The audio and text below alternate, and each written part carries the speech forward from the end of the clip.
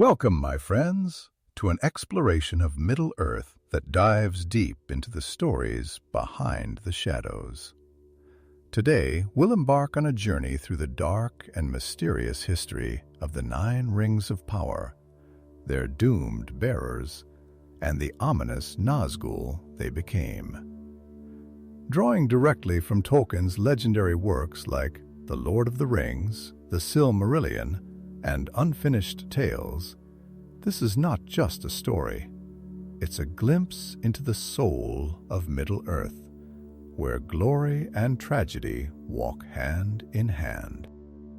From the whispers of Númenórean lords who reached for greatness to the haunting cries of the ring wraiths that echo across the ages, each tale we uncover is a thread in the grand tapestry woven by J.R.R. Tolkien. We'll trace the steps of those who bore the Nine Rings, watch as their humanity erodes, and confront the grim reality of their eternal servitude to Éowyn. If you've ever wondered how the mightiest of men fell to darkness, or what it truly means to be ensnared by the power of a ring, this is your moment to delve deeper. Get ready to experience the chilling dread of the Wraith-world and the bittersweet legacy of weapons forged to fight the shadows. Let's step into this world together and unravel the truth behind the terror of the Nazgûl. Stick around until the end, where we'll discuss how Tolkien's storytelling still resonates with us today. But for now, let's begin where it all started, with the gifting of the Nine Rings. When Sauron forged his grand plan to dominate Middle-earth, the Nine Rings of Power became his most cunning tool. These were no ordinary trinkets. They were meticulously crafted under his watchful eye in the fires of Arion. While Kor, the elven smith, crafted the rings with noble intentions, Sauron's deception ran deep. He infused each with his malice, ensuring they would bend to the dominion of the One Ring. The recipients of these Nine Rings were men, ambitious, powerful, and ultimately fallible. Among them were three Númenórean lords, descendants of a mighty lineage. Their lands and kingdoms were already vast, their influence undeniable, and yet the promise of greater power, immortality, and dominion over their realm proved irresistible. This was the first step in their downfall, a lure that no mortal could escape. At first, the rings seemed to deliver exactly what was promised. These men thrived, their kingdoms flourished, and their names became legends. They became kings of great splendor, warriors of unmatched skill, and sorcerers who unlocked secrets hidden from mortal eyes. The rings heightened their ambitions, feeding their egos and swelling their desires. But as time marched on, the price of their power began to surface. Unbeknownst to them, the rings were not gifts of freedom, but shackles of servitude. Slowly, their wills were eroded, their thoughts darkened by Sauron's influence. The power that once lifted them to unimaginable heights began to hollow them out. Their lives stretched unnaturally long, and their bodies faded, leaving behind shadows where men once stood. Thus began their transformation into wraiths, forever bound to the will of their dark master. This is the tragedy of the Nine Rings. What began as symbols of glory and strength became the chains of an eternal curse. It was Sauron's brilliance and cruelty combined to use the mortal desire for greatness as the very weapon that would enslave them. And so, the Nine Rings carved the path for the rise of the Nazgûl, the spectral servants of darkness. The men who accepted the Nine Rings were not weak or insignificant. They were kings, warriors, and sorcerers who ruled with power and influence. But even the greatest of mortals were no match for the insidious will of Sauron. The transformation into Nazgûl, or ring wraiths, was not immediate. It was a slow, agonizing erosion of their humanity. At first, the power of the rings brought prosperity and strength. These men became almost godlike in their abilities, commanding armies, building empires, and unlocking the secrets of the unseen world. However, with each use of their rings, they became more entangled in Sauron's web. Their ambitions grew darker, their thoughts more clouded, and their spirits increasingly detached from the mortal world. The true horror of their fate became clear as the years turned into centuries. Their physical forms began to fade, becoming shadows of their former selves. By the time their transformation was complete, they no longer resembled men at all. They were wraiths, spectral beings trapped between the living world and the shadowy realm of the unseen. They had no will of their own, existing solely to serve the Dark Lord. What's particularly chilling about the transformation is its permanence. Once ensnared by the rings, there was no escape. They could not die, nor could they reclaim their former lives. They became eternal puppets bound to Sauron's will, unable to find rest or redemption. Even their names, once symbols of power and legacy, were erased from the annals of history, replaced by the dreaded title of Nazgûl. Tolkien describes them as beings who walked in twilight, existing in a state of perpetual torment. Their new existence was defined by fear. Fear they instilled in others, and fear of their own master. Each Nazgûl bore the weight of their choices, a grim reminder of the cost of greed and ambition. From lords of men to slaves of darkness, their transformation was the ultimate tragedy. As the 9 rings claimed their souls, these once great men became something far worse than mere servants. They became extensions of Sauron's will, his most loyal enforcers, and his most feared agents. The world would come to know them as the 9 Riders, the Black Riders, the Nazgûl. But behind the shadowy cloaks and piercing shrieks lay the remnants of men who reached too high and fell too far.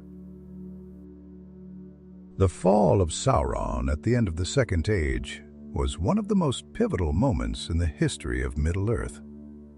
It marked the temporary end of his dominion, but for the Nazgûl, it was far from a release.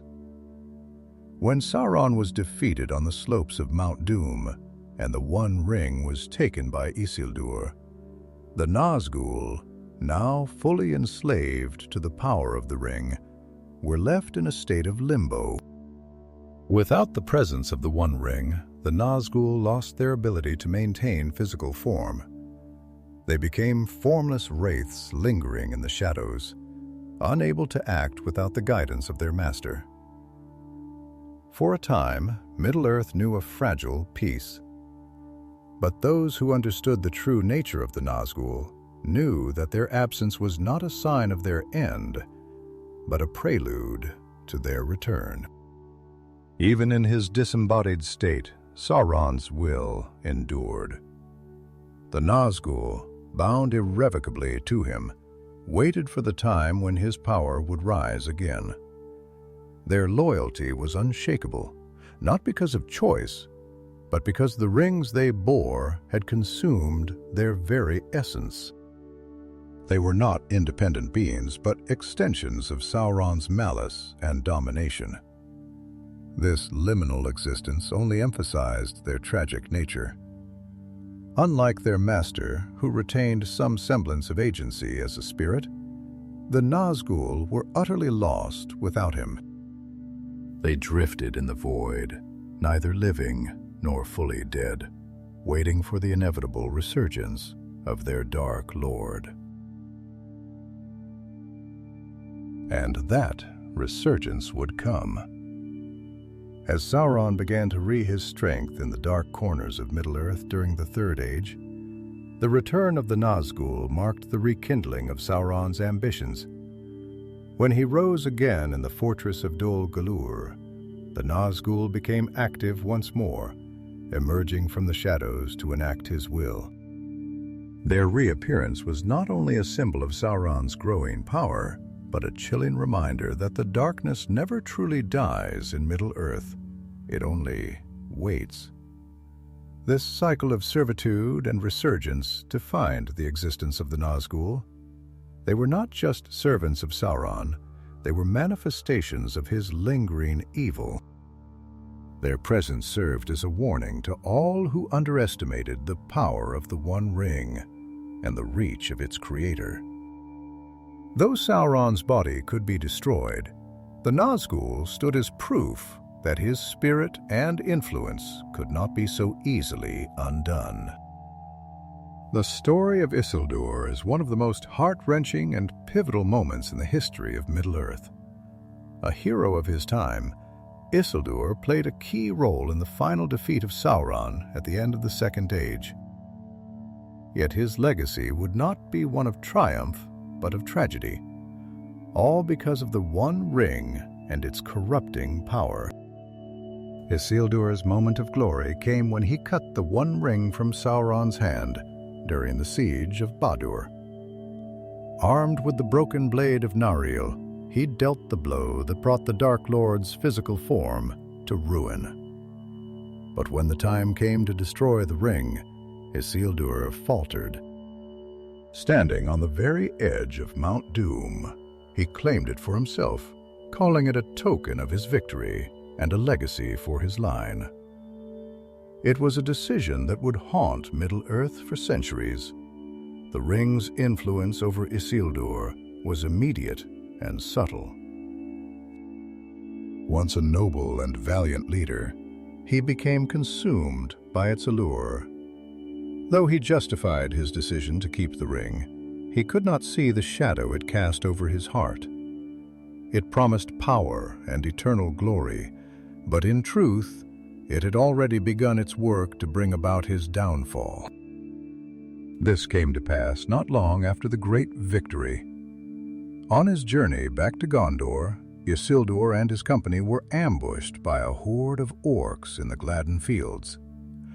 Outnumbered and overwhelmed, Isildur's men fought valiantly, but it was a losing battle.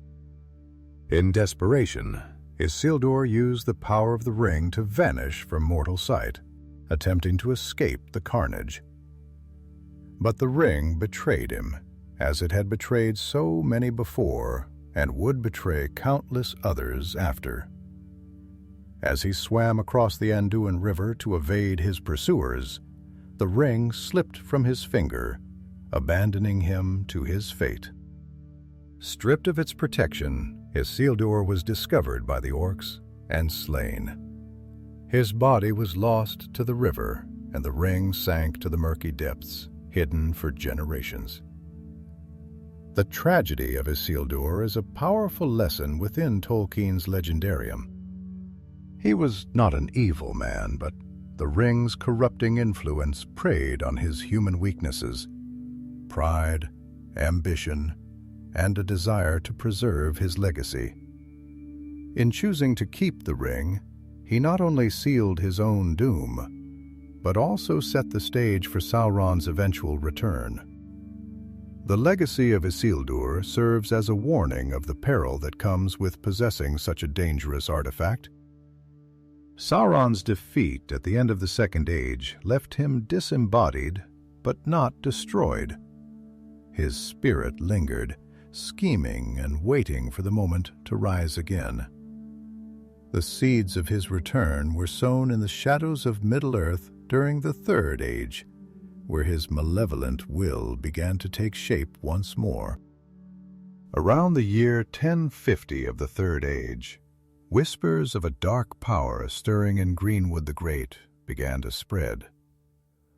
This once vibrant forest, home to the elves of Thranduil, began to fall under a sinister shadow.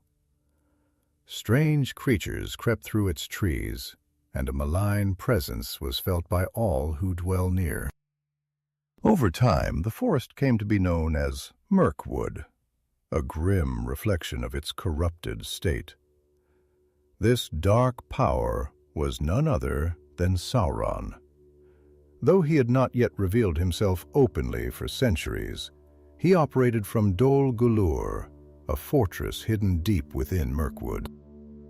Here he took the guise of the Necromancer, concealing his true identity even from the wise. His influence spread quietly but effectively, sowing fear and division among the free peoples of Middle-earth. During this time, Sauron began to call upon his servants, including the Nazgûl.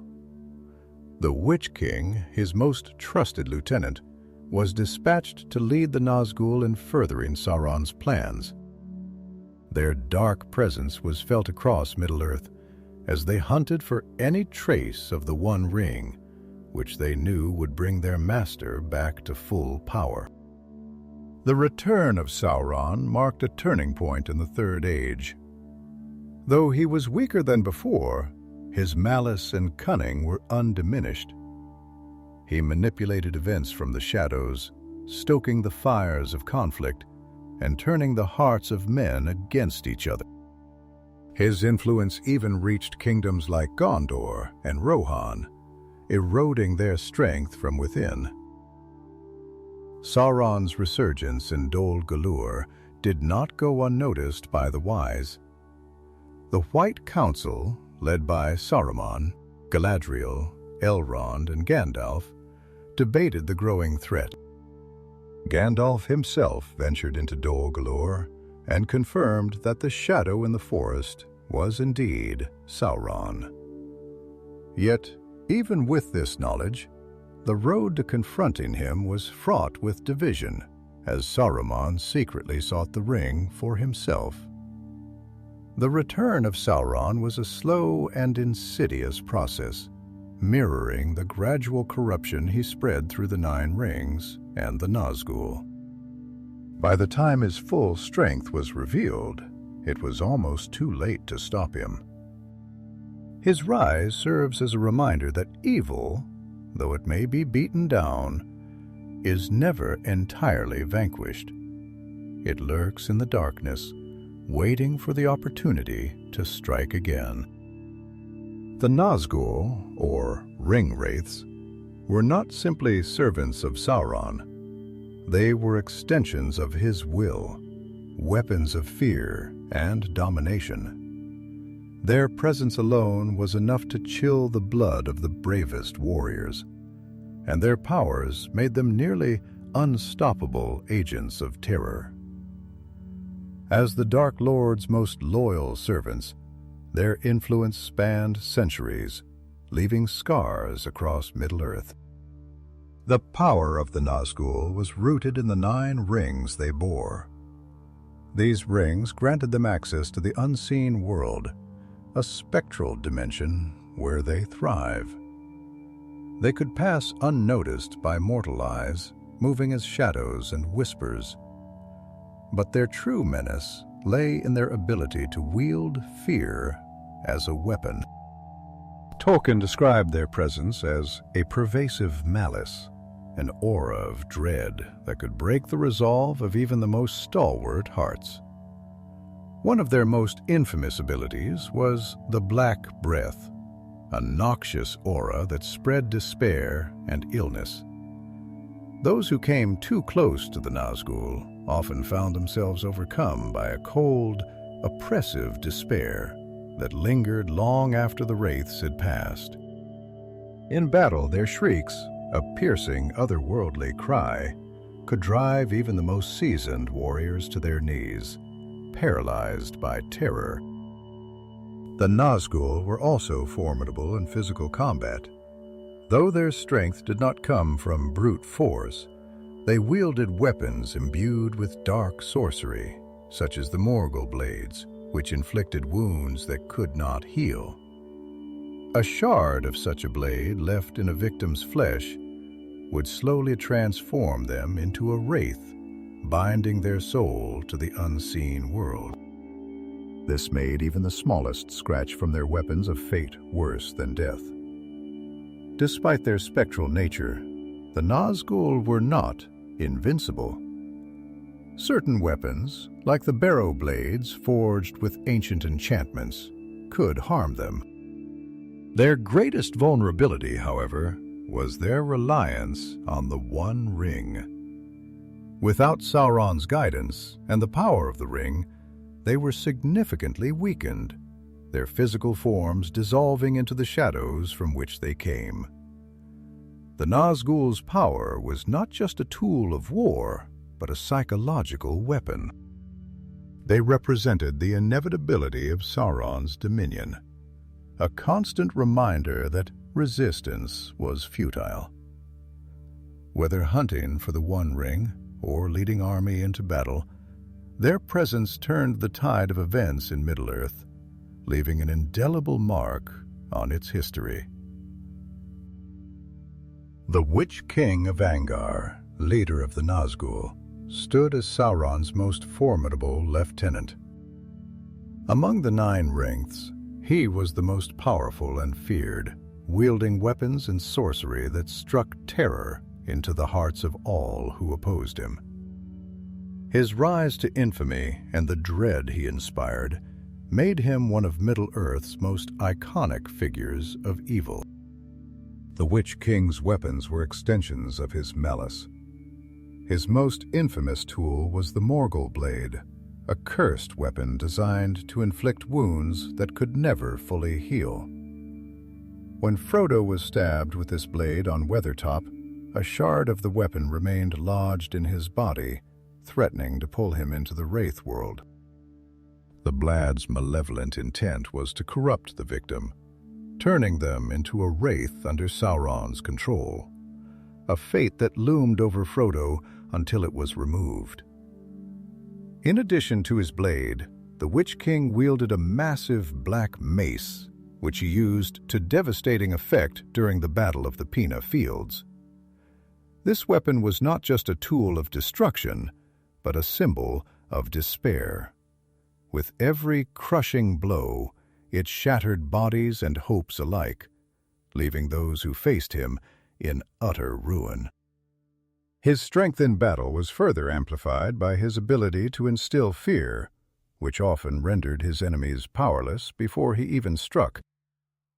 The Witch-king's armor was another key to his menacing presence. His helm, adorned with a jagged crown, symbolized his dominion and connection to the shadowy forces of Sauron. Clad in robes of darkness and steel imbued with sorcery, he was a towering figure of dread, seemingly impervious to conventional attacks. His spectral form, hidden beneath the armor, added another worldly dimension to his presence, making him appear more demon than man. Yet for all his power, the Witch-king was not invincible. Prophecies foretold his doom, notably the words of Glorfindel during the First Age. "Far off yet is his doom, and not by the hand of man shall he fall." This prophecy came to fruition during the Battle of the Pelennor Fields, when Éowyn, Shield Maiden of Rohan, struck the fatal blow with Merry's enchanted Barrow-blade. Her defiance and courage in the face of overwhelming terror shattered the Witch-king's aura of invincibility, proving that even the darkest shadows could be vanquished. The Witch-king's legacy is a testament to the power of fear and the strength required to overcome it. As Sauron's right hand, he embodied the corrupting influence of the Rings of Power and the terror they unleashed. His fall marked a turning point in the War of the Ring, showing that even the mightiest servants of darkness could be defeated through bravery and hope. The Barrow-blades, ancient weapons forged during the Wars of Arnor, were relics of a time when men stood united against the growing shadow of Angmar. Crafted by the Dúnedain, these swords carried enchantments meant to combat the evil forces of the Witch-king and his spectral army. Though simple in appearance, they were anything but ordinary. These blades were designed with precision and intent, etched with runes of power and adorned with serpent-like patterns of red and gold. The craftsmanship reflected the desperate hope of the Dúnedain as they faced the Witch-king's relentless assault. The blades held an eerie sharpness, untouched by the passage of time or the corrosive effects of the Barrow Downs, where they were later buried. The enchantments within the Barrow-blades was specifically tailored to harm creatures of the Wraith-world. While conventional weapons would pass harmlessly through the spectral forms of the Nazgûl, these blades could pierce their essence, delivering fatal blows. It was one of these swords, wielded by Mary, that helped Arwen strike down the Witch-king during the Battle of the Pella Fields, fulfilling Glorfindel's ancient prophecy. However, the history of these weapons is steeped in tragedy. The Barrow-blades were forged during Arnor's final stand against the Witch-king of Angmar, a conflict that ended with the kingdom's destruction. The last remnants of Arnor's resistance, unable to stem the tide of Angmar's forces, hid the blades in the Barrow Downs, where they lay forgotten for centuries. Their rediscovery by the hobbits in the Fellowship of the Ring was an act of fate guided by Tom Bombadil. Frodo, Sam, Merry, and Pippin escaped the clutches of the Barrow Wight and armed themselves with the enchanted swords. Though the hobbits did not realize the full significance of their find, these weapons would play a pivotal role in the war to come, especially in the battle against the Nazgûl. The legacy of the Barrow-blades is a poignant reminder of the courage and ingenuity of the Dúnedain. Even in their darkest hour, they forged weapons capable of combating the shadow. Their story served as a symbol of resistance, hope, and the enduring spirit of Middle-earth's free peoples, proving that even the smallest tools can make a difference in the fight against overwhelming darkness. The Nazgûl were beings who existed in two realms simultaneously, the mortal world and the Wraith-world. This spectral plane, also known as the Unseen, was a twisted, shadowy dimension where the rules of time and space were distorted. It was here that the Nazgûl thrived, their power and malice amplified by their connection to the 9 rings and the One Ring. The Wraith-world was not easily visible to mortals. Only those who bore rings of power, like Frodo when he wore the One Ring, could see its true nature. In this spectral dimension, the Nazgûl appeared in their full, terrifying form. No longer cloaked in black robes, they were revealed as pale, corpse-like figures, their hair ash-white and their eyes gleaming with cruel malice. They seemed to radiate an aura of death, embodying the decay and corruption of their existence. For the Nazgûl, the Wraith-world was not just a place of power, but also their prison. The 9 rings had severed their ties to the mortal world, trapping them in a lial state between life and death. They were bound to this spectral plane, unable to fully exist in either realm. This duality made them nearly invincible to conventional attacks, as their true essence lay beyond the reach of physical weapons. Frodo's brief glimpses into the Wraith-world offered a haunting perspective. While wearing the One Ring, he saw the Nazgûl as towering and skeletal, their forms imbued with a dreadful clarity.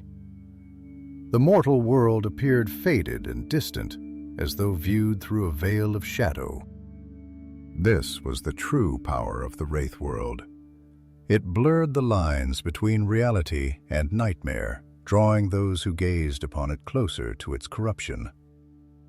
The Wraith-world was also a source of the Nazgûl's ability to track the One Ring.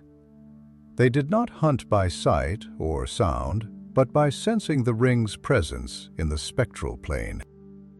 To them, the bearer of the ring shone like a beacon, impossible to hide from their relentless pursuit. This connection to the ring made them Sauron's most effective agents, capable of traversing great distances and instilling fear wherever they went. The Wraith-world's oppressive nature was a reflection of the Nazgûl's existence, eternal, hollow, and dominated by Sauron's will. It was a place where light faltered, hope withered, and fear reigned supreme. For those who encountered it, the Wraith-world was a harrowing glimpse into the full extent of Sauron's power, a reminder of the dangers posed by the rings of power and the shadow they cast over Middle-earth.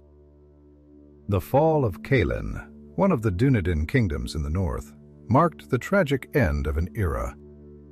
It was during the wars against the Witch-king of Angmar that this once proud realm met its demise. The kingdom, once vibrant and strong, was reduced to ruins, leaving behind relics of its defiance, most notably the Barrow-blades. Caelin was a bastion of resistance against Angmar's growing shadow. Its people, descendants of Numor, were skilled in both combat and craftsmanship. The Barrow-blades forged during these desperate times were imbued with enchantments specifically designed to combat the Witch-king and his spectral minions.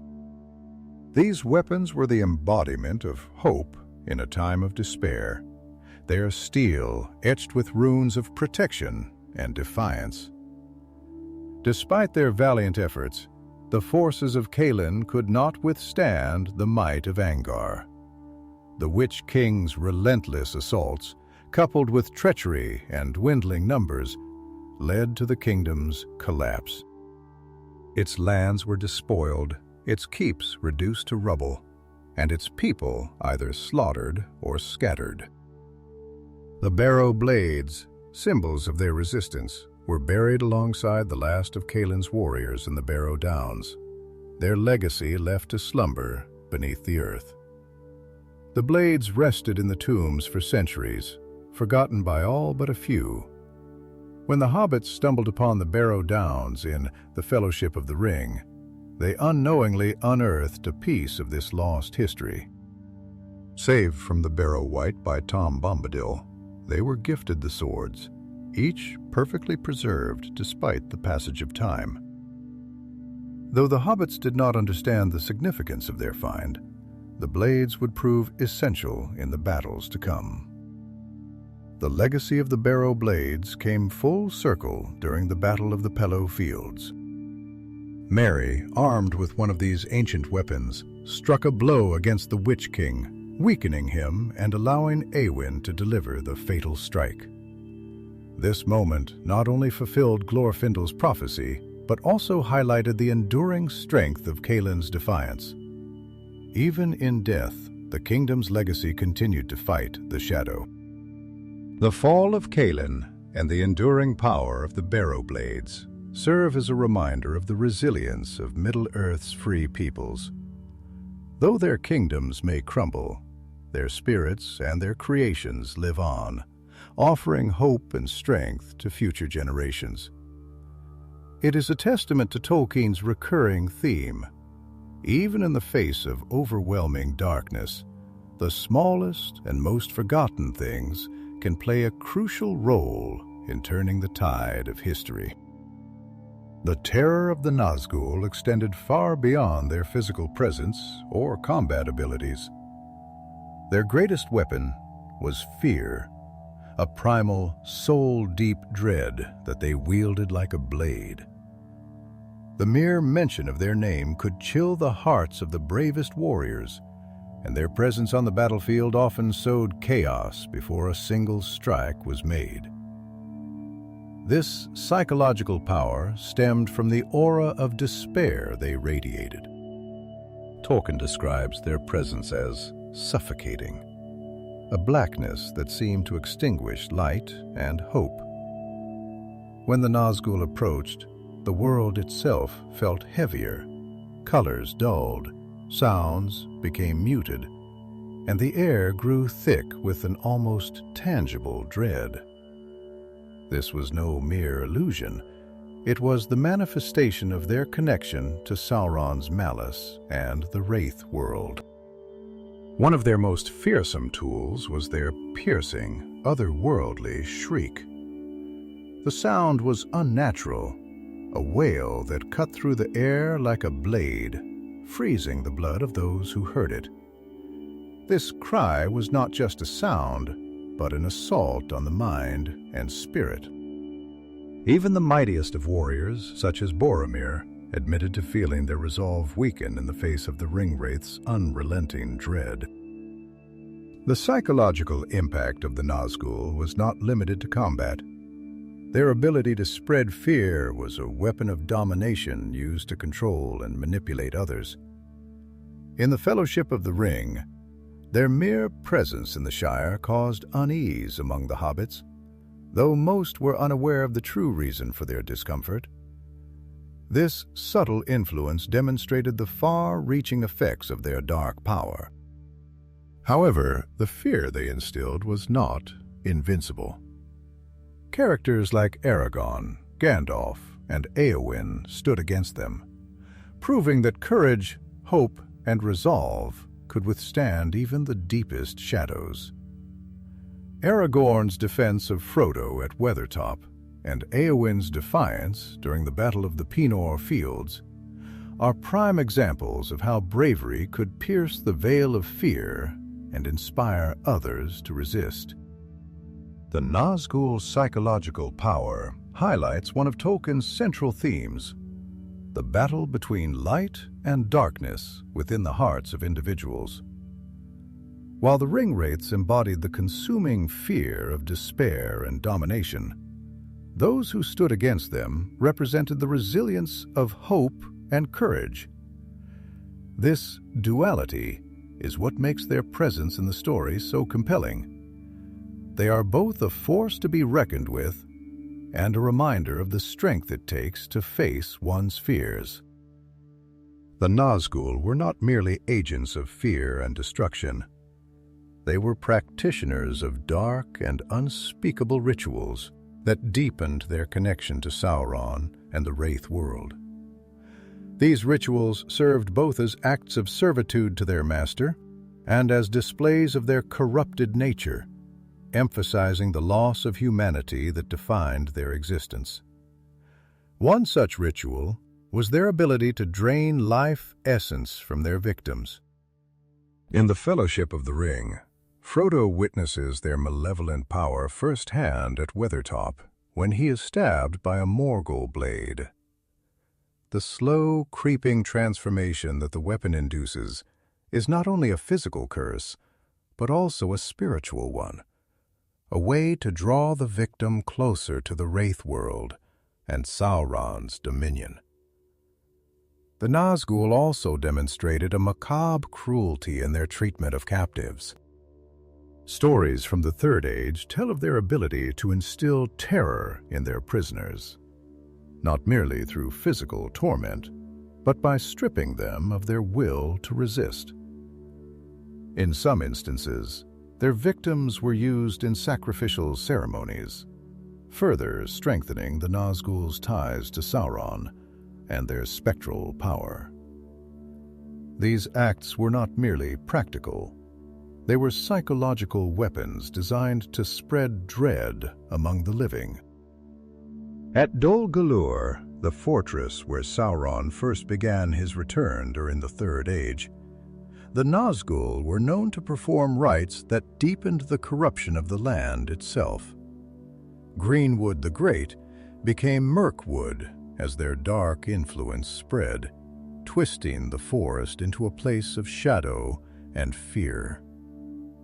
These rituals, shrouded in mystery, emphasized their role not just as hunters, but as harbingers of Sauron's growing power. One of the most chilling accounts of their dark practices comes from the War of the Ring, where their use of the Black Breath, the toxic aura they carried, laid waste to armies and strongholds. Those who survived exposure to the Black Breath were left in a state of despair, unable to recover their strength or spirit. This debilitating curse was as effective as any sword, breaking the morale of Sauron's enemies and ensuring their defeat before battle began. These rituals and acts of malice solidified the Nazgûl's role as more than enforcers of Sauron's will. They were agents of his corruption, spreading his influence and weakening the resolve of Middle-earth's free peoples. Their actions were a constant reminder of the costs of opposing the Dark Lord and the depth of the darkness they served. The One Ring was the linchpin of Sauron's power, binding all other rings of power to his will. For the Nazgûl, the One Ring was not just a tool of domination. It was the source of their existence and the key to their servitude. Without it, their power waned, and their forms became unstable.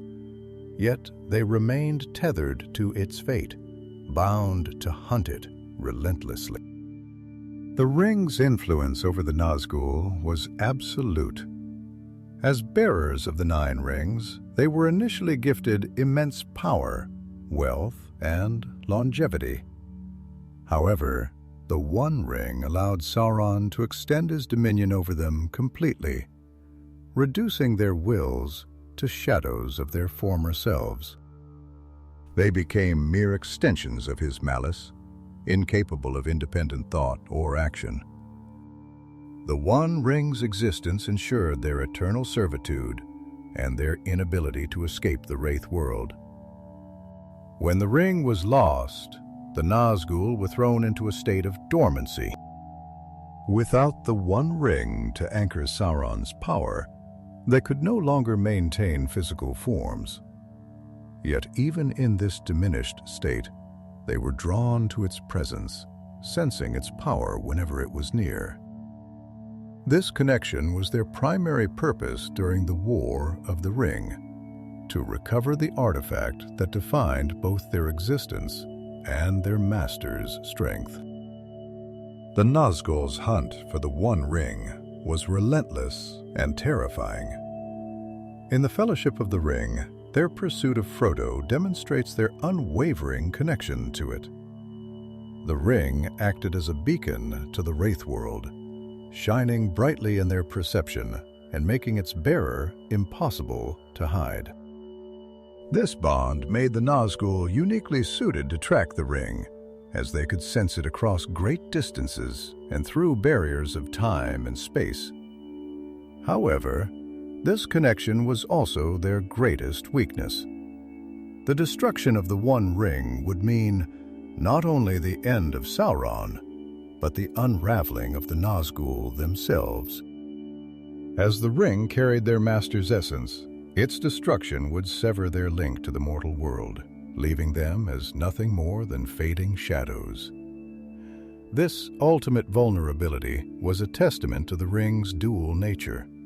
It granted immense power, but at a cost no one could escape.